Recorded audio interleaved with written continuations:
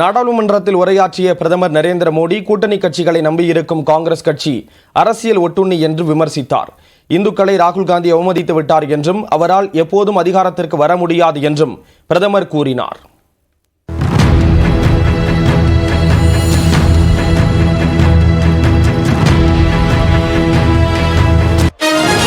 குடியரசுத் தலைவரின் உரை மீதான விவாதத்தில் நேற்று முன்தினம் பேசிய மக்களவை எதிர்க்கட்சித் தலைவர் ராகுல் காந்தி பாஜகவை கடுமையாக விமர்சித்தார்.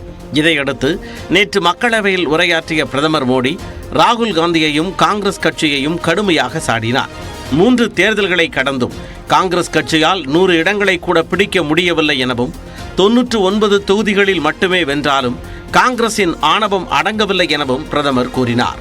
64 தொகுதிகளில் தனித்து போட்டியிட்ட காங்கிரஸ் 2 இடங்களில் மட்டுமே வெற்றி பெற்றது எனவும் பாஜகவுடன் நேரடியாக மோதியதில் காங்கிரஸ் கட்சியின் ஸ்ட்ரைக் ரேட் 26% மட்டும்தான் எனவும் குறிப்பிட்டார்.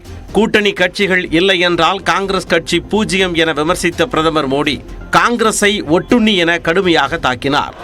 13 राज्यों में 0 सीटें आई हैं, पर हीरो तो है ना।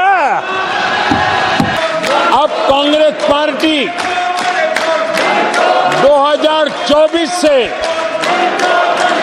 एक परजीवी कांग्रेस पार्टी के रूप से जानी जाएगी। कांग्रेस भी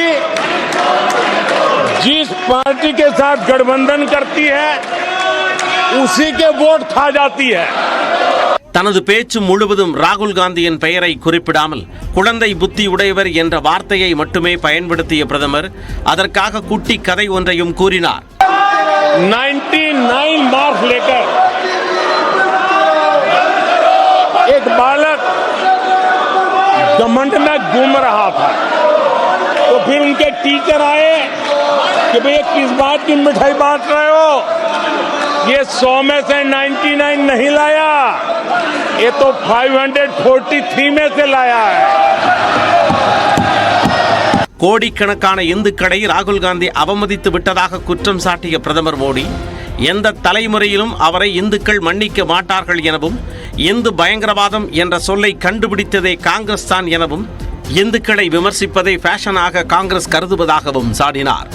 மின்னணு வாக்குப்பதிவு இயந்திரம், அரசியலமைப்பு, இடஒதுக்கீடு, அக்னிபத் திட்டம், ரஃபேல், LIC என அனைத்து விவகாரங்களிலும் பொய்களை பேசி மக்களவையை ராகுல் காந்தி தவறாக வழிநடத்தியதாக பிரதமர் மோடி குற்றம் சாட்டினார்.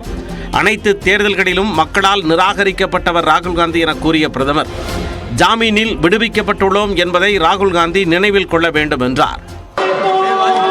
सिंपैथी हासिल करने के लिए ये नया ड्रामा चलाया गया है. आज देश इनसे कह रहा है तुमसे नहीं हो पाएगा, तुमसे ना हो पाएगा. மாதம் 8500 ரூபாய் வழங்கப்படும் என்ற காங்கிரசின் பொய் வாக்குறுதியை நம்பிய சில சகோதரிகள் ஜூலை 1ஆம் தேதி தங்களது வங்கி கணக்கை பார்த்து ஏமாற்றமடைந்ததாக கூறிய பிரதமர் அவர்களின் சாபம் காங்கிரஸை தாக்கும் என கூறினார்.